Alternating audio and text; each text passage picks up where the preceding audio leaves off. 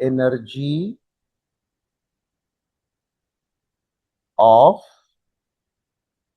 Orbit. ये सब बहुत पॉस्टुलेट्स की मदद से हम डिस्कस करेंगे। अच्छा, एनर्जी ऑफ ऑर्बिट को और क्या कहते हैं मालूम है? इसको केमिस्ट्री में ज्यादा यूज करते हो आप लोग। इसको हम एनर्जी लेवल भी कहते हैं। और क्या कहते हैं? इसको हम बाइंडिंग एनर्जी भी कहते हैं। अच्छा अच्छा, वहां जहन मत लेकर जाइएगा। कहाँ? आप लोग बाइंडिंग एनर्जी जो न्यूक्लियर फिजिक्स में पढ़ा था, वहां आपका जहन जा रहा है। तो याद रखना, बाइंडिंग एनर्जी दो जगहों पे पढ़ते हो, एक न्यूक्लियस के अंदर सिंपल बता रहा हूँ, एक न्यूक्लियस के बाहर। अंदर जो मास डिफेक्ट वगैरह है ना, बाइंडिंग एनर्जी पर न्यूक्लियन वगैरह जो कैलकुलेट करते हो। और ये है ऑर्बिटल बाइंडिंग एनर्जी। ऑर्बिट की एनर्जी को कहते हैं, क्योंकि ऑर्बिट के इलेक्ट्रॉन न्यूक्लियस के साथ क्या होता है? बाइंडेड होता है, बॉन्डेड होता है। तो इसलिए हम इसको कहते हैं बाइंडिंग एनर्जी। और इसको क्या कहते हैं? इसको हम क्वांटाइज एनर्जी भी कहते हैं। क्वांटाइज का भी मतलब है कि हर ऑर्बिट की एनर्जी कांस्टेंट यानी फिक्स्ड होती है और एक खास रेशो में होती है। तो ये क्वांटाइज्ड भी कहलाता है। ठीक है ना? अच्छा, एनर्जी ऑफ ऑर्बिट। एक बात याद रखो, एनर्जी ऑफ ऑर्बिट कुछ नहीं होता भाई, है ना? ऑर्बिट कोई फिजिकल चीज ही नहीं है ना। ऑर्बिट तो एक पॉसिबल पाथ है जहां पर इलेक्ट्रॉन क्या करता है, एक सर्टेन डिस्टेंस पर न्यूक्लियस से रिवॉल्व कर रहा होता है। तो ऑर्बिट तो ऐसा सच कोई खास चीज यानी फिजिकली एग्जिस्ट करता नहीं है। हाँ, ऑर्बिट उस जगह को जरूर कहते हैं जहां पर इलेक्ट्रॉन क्या कर रहा है, न्यूक्लियस के सराउंडिंग में रिवॉल्व कर रहा है, वो ऑर्बिट है। तो ऑर्बिट की एनर्जी का फिर क्या मतलब हुआ? तो ऑर्बिट की एनर्जी का मतलब ये हुआ कि जिसको हम कहते हैं ना, क्या, कि ये एनर्जी जो है ऑफ ऑर्बिट है। तो ये असल में एनर्जी ऑफ क्या होता है? एनर्जी ऑफ इलेक्ट्रॉन होता है। ठीक है? इसको हम मतलब इलेक्ट्रॉन की एनर्जी को कहते हैं। अच्छा, अब इलेक्ट्रॉन की एनर्जी से क्या मुराद है? जैसे आप पढ़ते हो first orbit, second, third, fourth orbit के की एनर्जी। तो फर्स्ट ऑर्बिट में बेटा कितने इलेक्ट्रॉन है? तो सेकंड में कितने इलेक्ट्रॉन है? तो ये तो आप सब जानते हो, 2n² से आप निकाल सकते हो। फर्स्ट में 2, दूसरे में 8, तीसरे में 16, है ना, एंड 32, 50 एंड सो ऑन। अब मसला ये है कि जिस ऑर्बिट में जितने इलेक्ट्रॉन्स होते हैं, बाकी तमाम बातें अपनी जगह पर, लेकिन सबकी एनर्जी इक्वल होती है ना? तो जब हम किसी एक ऑर्बिट की बात करते हैं तो पहली बात याद रखो कि वो ऑर्बिट का मतलब इलेक्ट्रॉन की एनर्जी है। दूसरी बात कि अब इलेक्ट्रॉन में 2 है, किसी में 8 है, किसी में मतलब 16 है। तो एनर्जी अगर निकाले तो किस इलेक्ट्रॉन को ले? तो बेटा मेरा किसी एक इलेक्ट्रॉन को लेकर एनर्जी निकाल लो, सबकी एनर्जी बराबर होती है। और एक ही इलेक्ट्रॉन की एनर्जी जो निकालते हैं उसको हम ऑर्बिट की एनर्जी कहते हैं। जो उस और उसका एनर्जी लेवल है उस जगह का, जिसको हम क्या कहते हैं? ऑर्बिट कहते हैं। अच्छा, अब इलेक्ट्रॉन के पास जो एनर्जी है, उस इलेक्ट्रॉन की एनर्जी में क्या कितने टाइप्स या कौन से फॉर्म्स मौजूद हैं? तो बेटा इलेक्ट्रॉन के पास जो एनर्जी है, इलेक्ट्रॉन के पास एक तो काइनेटिक एनर्जी होती है, जाहिर रिवॉल्व कर रहा है, कोई भी किसी भी टाइप के मोशन को बॉडी परफॉर्म करे तो उसके पास काइनेटिक एनर्जी होती है। दूसरा पोटेंशियल एनर्जी है, बहुत जरूरी है। अगर ये पोटेंशियल एनर्जी ना होना तो बेटा ये इलेक्ट्रॉन न्यूक्लियस में जाकर गिर जाए। ये पोटेंशियल एनर्जी न्यूक्लियस के अगेंस्ट इसको वर्क करवाती है, जिसकी वजह से ये अपने आप को क्या रखता है, न्यूक्लियस में गिरने से बचाए रखता है। ठीक है? तो ये दो एनर्जी होती है। अब अगर किसी ऑर्बिट के इलेक्ट्रॉन की एनर्जी यानी ऑर्बिट की एनर्जी निकालनी हो तो उस ऑर्बिट के लिए हम क्या करें, इलेक्ट्रॉन ले, एक उसकी काइनेटिक निकाले, पोटेंशियल निकाले और दोनों को क्या कर दें, ऐड कर दें। तो मैं सबसे पहले क्या कर रहा हूं कि उस ऑर्बिट में मौजूद इलेक्ट्रॉन की निकाल रहा हूं काइनेटिक एनर्जी। अब वो इलेक्ट्रॉन की काइनेटिक एनर्जी कैसे निकालूंगा? ठीक है, जरा देखो कि उस इलेक्ट्रॉन की काइनेटिक एनर्जी कैसे निकालूंगा। अच्छा, मैं निकाल रहा हूं journal kinetic energy of electron. तो मैं डायरेक्ट आपको बता रहा हूं, ये जो काइनेटिक एनर्जी ऑफ इलेक्ट्रॉन है ना, इसका जो फॉर्मूला है वो क्या था? ये था ke² upon 2r। ke² upon क्या? 2r, है ना? ये हम फॉर्मूला ड्राइव करते हैं ये। लेकिन यहां पर हम पूरे डेरिवेशन पे नहीं जाएंगे, बस बेटा आपको ये फॉर्मूला याद रखना है। अब अगर आपको उस इलेक्ट्रॉन की क्या चाहिए, पोटेंशियल एनर्जी, क्या चाहिए? Potential energy. तो पोटेंशियल एनर्जी का फॉर्मूला, ठीक, ये याद कर लो कि पोटेंशियल एनर्जी का फॉर्मूला होता है ke²/r।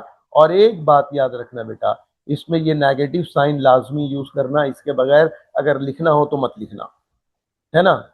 तो वैसे तो बगैर नेगेटिव के लिखोगे ना तो नंबर तो काटेगा साथ में, मतलब थ्योरी का पेपर होता तो गुस्से में और नंबर काटता।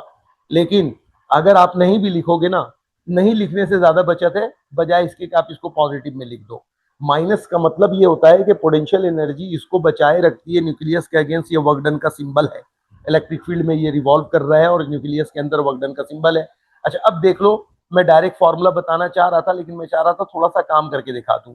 अब इस इलेक्ट्रॉन की एनर्जी जो टोटल काइनेटिक एनर्जी और पोटेंशियल को ऐड करने पर बनती है, ये असल में ऑर्बिट की एनर्जी है, वो ऐसे कैलकुलेट होता है। और ये क्या आ गया, -ke²/r। देखो जब आप यहाँ पर क्या करोगे, ये मतलब माइनस में ये वैल्यू रखोगे पोटेंशियल एनर्जी की, तो ये प्लस माइनस माइनस हो जाएगा। उम्मीद है कि ये वाली बात समझ गए होंगे। और मैं फिर डायरेक्ट इसका रिजल्ट लिख दे रहा हूं। जब आप इसमें एलसीएम लोगे 2r और इसका रिजल्ट फिर कैलकुलेट करोगे, तो फाइनल एनर्जी ऑफ ऑर्बिट का फॉर्मूला आ जाएगा -ke² क्या 2r।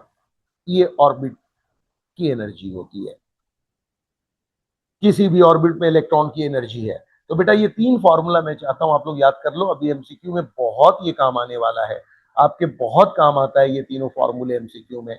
ऑर्बिटल इलेक्ट्रॉन की एनर्जी काइनेटिक, ऑर्बिटल इलेक्ट्रॉन की एनर्जी पोटेंशियल, ऑर्बिटल इसको कह सकते हो टोटल एनर्जी, लेकिन यही ऑर्बिट की एनर्जी कहलाती है। इसको याद रख लो। अच्छा इसमें भी अब एक बात याद रखो, नेगेटिव तो मैंने बता दिया, पोटेंशियल भी लाजमी, और ऑर्बिट की एनर्जी भी किसमें होनी चाहिए, नेगेटिव में। अब यहाँ पर एक काम कर सकते हो, एन लगा दो। एन का मतलब यही है ना कि जिस ऑर्बिट के लिए आप एनर्जी निकालोगे, आप उस ऑर्बिट का नंबर रख देना, यहाँ पर भी एन लगा दो, है ना। अब एक बात यह है कि इसका एक और फॉर्म है जहां से हम एक फॉर्मूला बनाते हैं, और वो ये है ई एन। ये जो मैंने लिखा है ke²/2r_n। अब एक काम करो, मैं लिख नहीं रहा, अभी हमने पीछे, है ना, इसको डिस्कस किया है, ke²/2। और ये जो आर एन है, आर एन की वैल्यू याद करो, क्या लिखा था आर एन की जगह पे,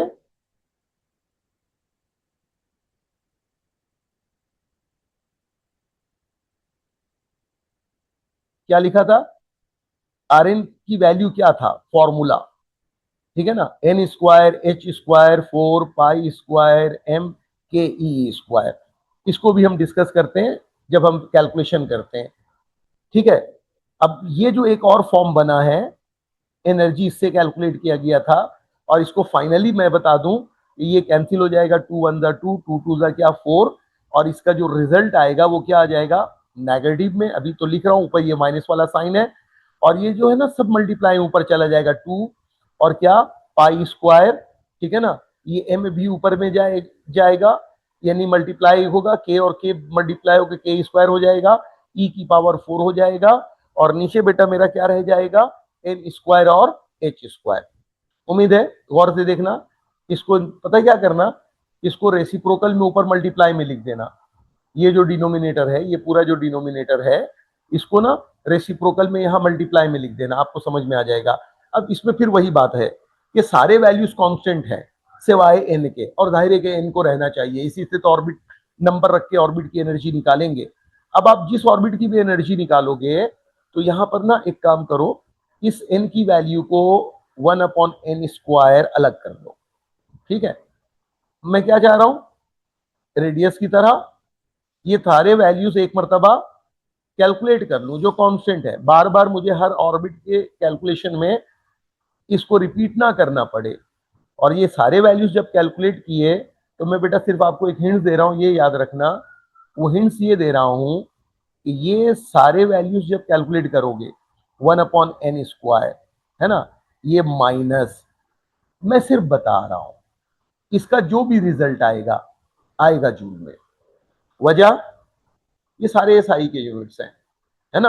अब जब सारे ये एसआई के यूनिट्स हैं, तो बेटा मेरा यूनिट भी एसआई वाला आना चाहिए।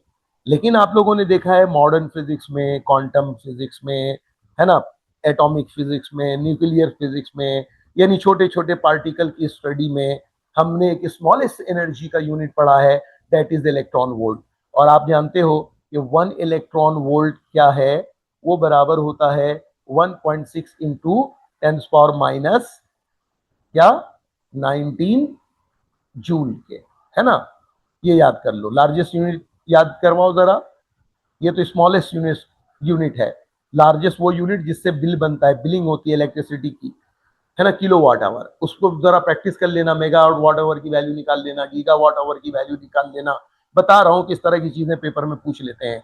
अच्छा, जब इलेक्ट्रॉन वोल्ट में एनर्जी हो ना बेटा मेरा, है ना, तो उसको जब जूल में कन्वर्ट करना हो तो इस फैक्टर से मल्टीप्लाई करते हैं, है ना। वजह कि 1 इलेक्ट्रॉन वोल्ट इतने जूल के बराबर है, तो 2 इलेक्ट्रॉन वोल्ट क्या होगा, 2 time of this value. 3 electron volt 3 time of this value. लेकिन जब कभी जूल को इलेक्ट्रॉन वोल्ट में कन्वर्ट करना हो तो इससे डिवाइड करते हैं। मैंने याद दिलाया है, एक बात याद रखो, मैंने पढ़ाया नहीं है, ये चीजें आप लोग को अच्छी तरह मालूम है। लेकिन ये जो रिजल्ट है ना मेरा, ये आया हुआ था जूल में। अगर मैं इसको इससे डिवाइड कर दूंगा तो ये रिजल्ट मेरा आ जाएगा, कितना आ जाएगा, यानी कि सॉरी, कितना नहीं, कौन से यूनिट में, ये अब आ जाएगा मेरे पास इलेक्ट्रॉन वोल्ट में। अब जरा मुझे एक बात बताओ बेटा मेरा, ये वैल्यू क्या आई थी, माइनस साइन बाहर है। ये जो वैल्यू आई थी, अगर आप लोगों को याद हो इलेक्ट्रॉन वोल्ट में कन्वर्ट होने के बाद, और यकीनन याद होगा, सवाल ही पैदा नहीं होता कि याद ना हो, ठीक है ना। ये आया था, यानी वैल्यू जो है वो है 13.6, है ना। चलो एक काम, एक स्टेप और देखते हैं। इसको फिर मैं ऐसे लिख दूं, energy of nth orbit of electron -13.6 electron volt upon n square, ठीक है। और ये रिजल्ट किसमें होगा, इलेक्ट्रॉन वोल्ट में होगा। ये फॉर्मूला जर्नल हो गया।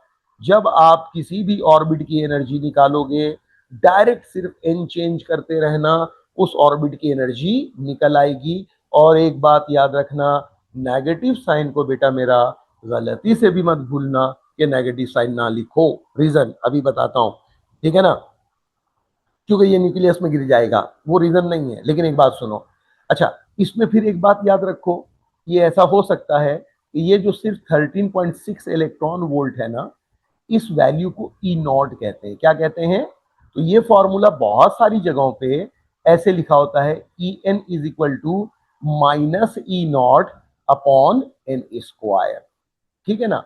तो ये सिर्फ याद रख लो, ऐसा हो सकता है कि आपको ये नजर आए इस तरह से, तो नजर आए तो इसमें परेशान नहीं होना कि ये ऐसा क्यों है, ठीक है ना। वही वाली बात कि उसने ई नॉट बोला है उस वैल्यू को, ठीक है। अच्छा, अब पहले ऑर्बिट की एनर्जी निकालोगे, तो बेटा मेरा पहले ऑर्बिट की एनर्जी, अच्छा मैं ना डायरेक्ट लिख रहा हूं, आप लोगों को ये बात अच्छी तरह यानी कि मालूम है कि कैसे आएगा।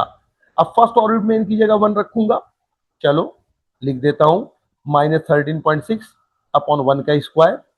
सेकेंड ऑर्बिट की एनर्जी जब निकालूंगा तो मैं इनकी जगह ऑर्बिट नंबर यानी 2 रख दूंगा, ठीक है ना। और 2 रखने का मतलब 2 का स्क्वायर। और थर्ड ऑर्बिट की जब एनर्जी निकालूंगा तो एन की जगह 3 रख दूंगा, यानी 3 का स्क्वायर। अच्छा, यहां पर ना आप सब जानते हो ये 4 है, ये 9 है। फोर्थ ऑर्बिट की जब एनर्जी निकालूं तो 4 ऑर्बिट की एनर्जी -13.6, और बेटा ये 4 का स्क्वायर। फिफ्थ ऑर्बिट की जब एनर्जी निकालूं तो बेटा ये माइनस का 13.6 अपॉन 5 का क्या, स्क्वायर, सही है। अच्छा, ये वैल्यू क्या आई, ये जरा देखो, माइनस फर्स्ट ऑर्बिट की energy -13.6 electron volt. Second orbit में इसमें 4 से डिवाइड करोगे ना बेटा तो माइनस का 3.4 आएगा, मालूम है आप लोगों को। लेकिन आप लोग इसको कंफर्म भी कर लेना, कैलकुलेटर से भले डिवाइड कर लेना, वजह उसकी है कि मैं तो इसको बोलूंगा याद करने के लिए आपको, आपने इसको याद करना है। थर्ड ऑर्बिट की एनर्जी क्या आ जाएगी, -1.51, यहां भले याद कर लो -1.5। फोर्थ ऑर्बिट की एनर्जी बेटा मेरा -0 पॉइंट कितना, 5, अपना सॉरी सॉरी सॉरी 16 से डिवाइड करूंगा, 16 से डिवाइड करूंगा तो कितना हो जाएगा, 85 electron volt. And fifth orbit -0.54 electron volt. मैं ये चाहता हूं कि ये वैल्यूज आप लोग याद कर लो। इन वैल्यूज को याद करने से आगे आप लोगों को बहुत सारी चीजों को समझने में, excitation energy, potential energy, energy का डिफरेंस किसी भी दो ऑर्बिट के दरमियान, आप लोगों को काफी आसानी होगी। तो थोड़ी सी मेहनत करो, थोड़ा सा एफर्ट लगाओ, और मैं ये बोलूंगा बेटा कि आप इन वैल्यूज को क्या कर लो, इन वैल्यूज को याद कर लो, पहले दूसरे तीसरे चौथे पांचवें। मैं तो कहता हूँ 6 तक याद करो, लेकिन आगे के टॉपिक्स में मैं बातों बातों या बहाने से मैं ना 6 ऑर्बिट की एनर्जी भी आपको याद दिला दूंगा। अब यहाँ पर एक चीज याद रखना कि किसी भी ऑर्बिट की एनर्जी का एन स्क्वायर से इनवर्स रिलेशन है, सही है। और ठीक है ना, रेडियस का तो आप लोगों ने देखा था कि एन स्क्वायर से डायरेक्ट रिलेशन था, ठीक है। लेकिन ये बात भूलना नहीं कि यहां पर ये इनवर्स रिलेशन में ऊपर माइनस का साइन भी आता है। इसका मतलब क्या है, मैं ये बात क्यों बोल रहा हूं, माइनस का साइन आता है।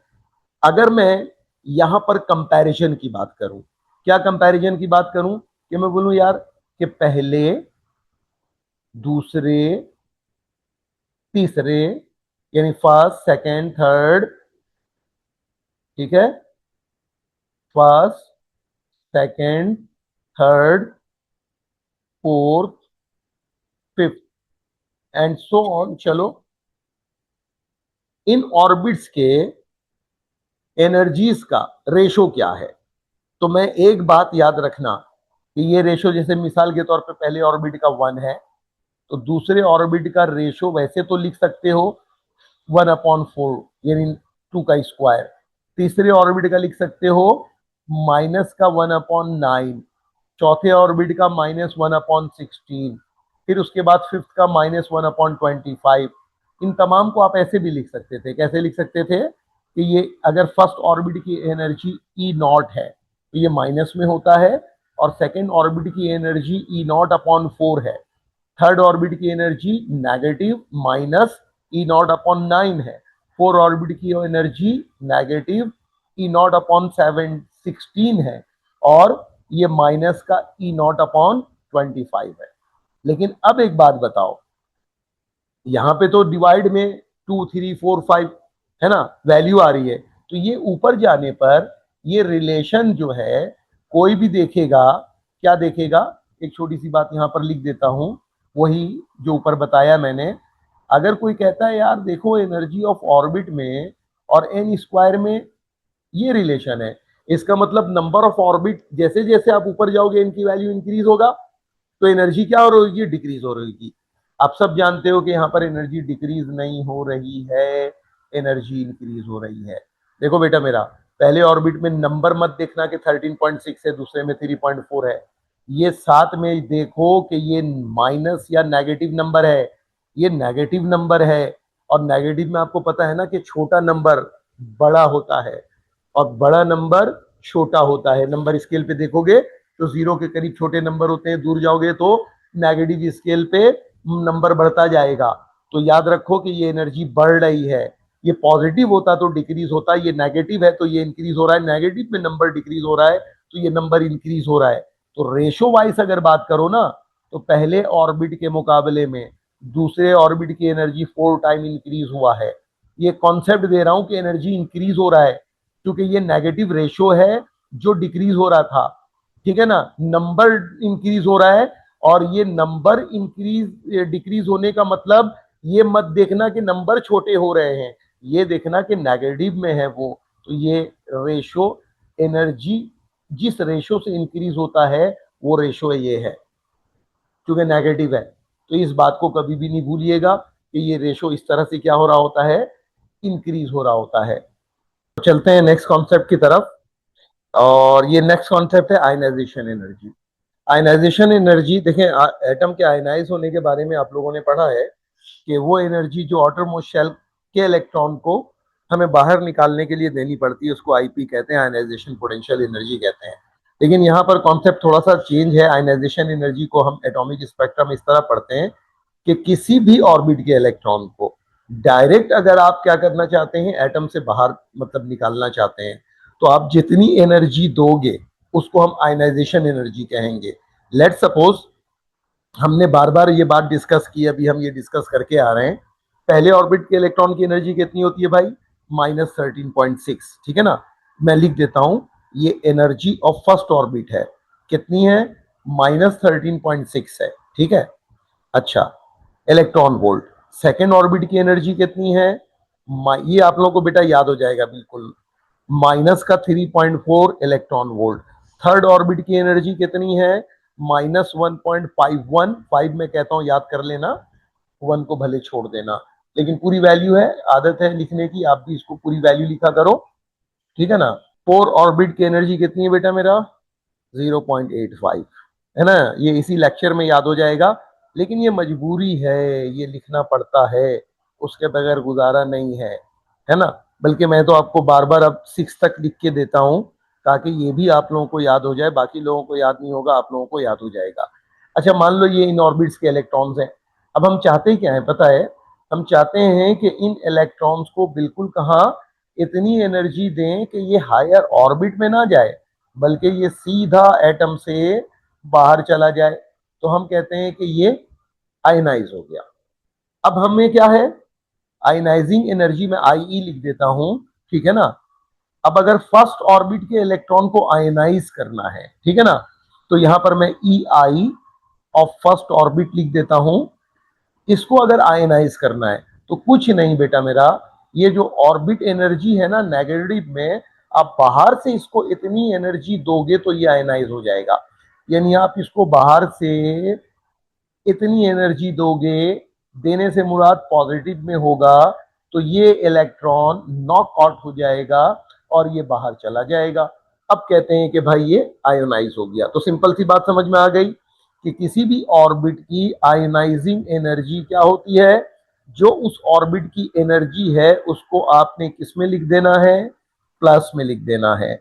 मतलब इसका क्या निकालना है कि आपने इतनी एनर्जी बाहर से दी है, और जिस ऑर्बिट के इलेक्ट्रॉन को निकालना है उस ऑर्बिट के बराबर आप उसको एनर्जी दोगे, वो इलेक्ट्रॉन नॉकआउट होगा और निकल के एटम से कहां चला जाएगा, बाहर चला जाएगा। ये आयनाइजिंग एनर्जी ऑफ ऑर्बिट के नाम से याद रख लो कि पहला, दूसरा, तीसरा, first, second, third, fourth, fifth orbit के एनर्जी को आयनाइज करने के लिए आप इतनी एनर्जी दे रहे हो। उम्मीद है ये वाली बात आप लोगों को अच्छे से समझ में आ गई होगी, ठीक है ना।